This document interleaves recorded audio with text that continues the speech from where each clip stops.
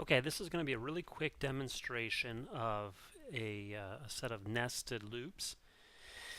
And a really common way that we might use nested loops would be if we are iterating or looping through rows and columns.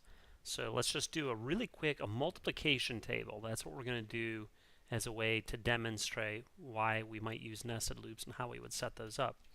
So really quick here, a little bit of pseudocode. Um, let's say we want to do a 10 by 10 grid.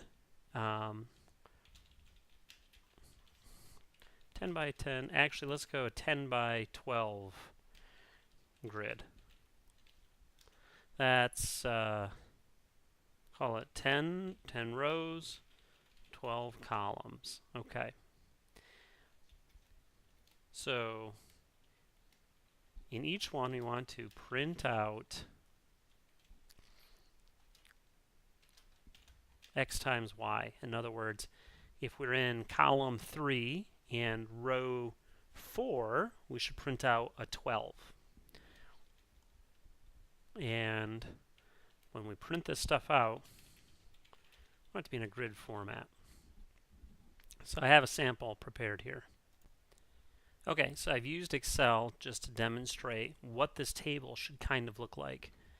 So typical multiplication table, we've got numbers along the top and the sides, and then we multiply them inside. So now let's set this up in Java real quick. So let me crack open Eclipse and get going. Okay, let's walk through the pseudocode.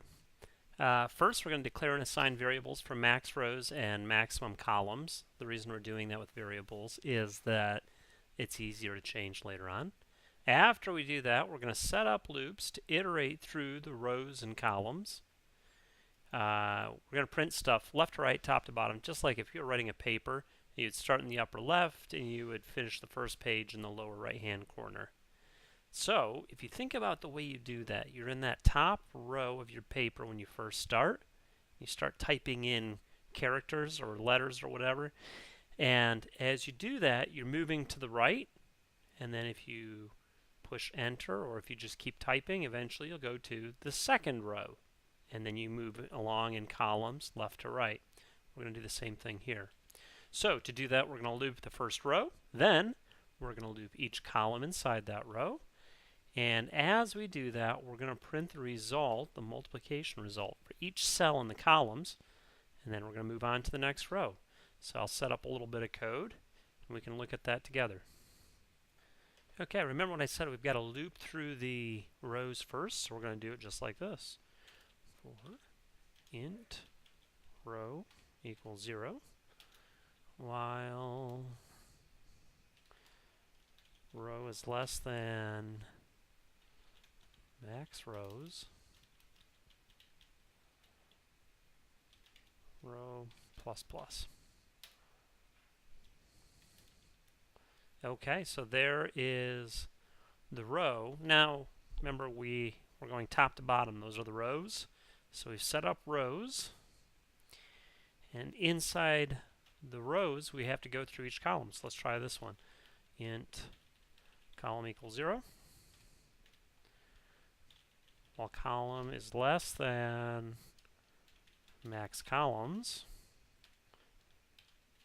column plus plus, we're going to increment the columns.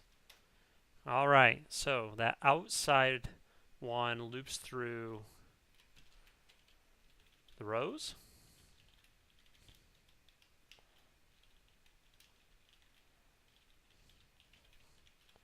This one loops through the columns. Awesome. Now, let's set up that print statement. Okay, so I rearranged my comments or my pseudocode so that it lines up with the code that I've actually written. Now I've kind of have the story in text as well as in code. So inside my column, you can see that I'm saying the result is equal to row times column, and then I'm going to print that out. Now I actually have a couple of logical errors in this program. It's going to compile, it's going to run just fine, but this is definitely not a multiplication table. So let's start tackling some of these problems. First, that first series of numbers, they're all zeros. What's up with that? Well, what's up with that is that we started with row 0 and column 0. Let's start with column 1 and row 1, and let's see what happens there. Okay, it's a little bit better, but now this stuff is all bunched up together. So you can see I'm using print, but I need a new line in here. And I want the new line to be after the row. So when we move to the next row, that's a great time to put in a println statement. All right, now let's see what we got. Getting warmer. This looks a little bit better, right? Okay, so the next piece that we're missing now.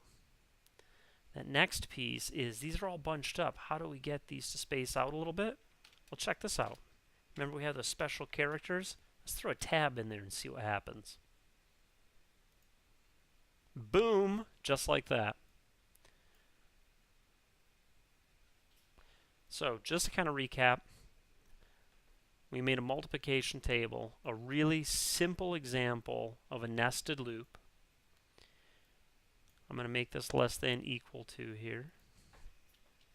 Another logical error on my part. We loop through each row, top to bottom, and inside each row, we loop through columns left to right. So go ahead, give this a shot. I'll make the code available, and you can try this out on your own when you have a minute.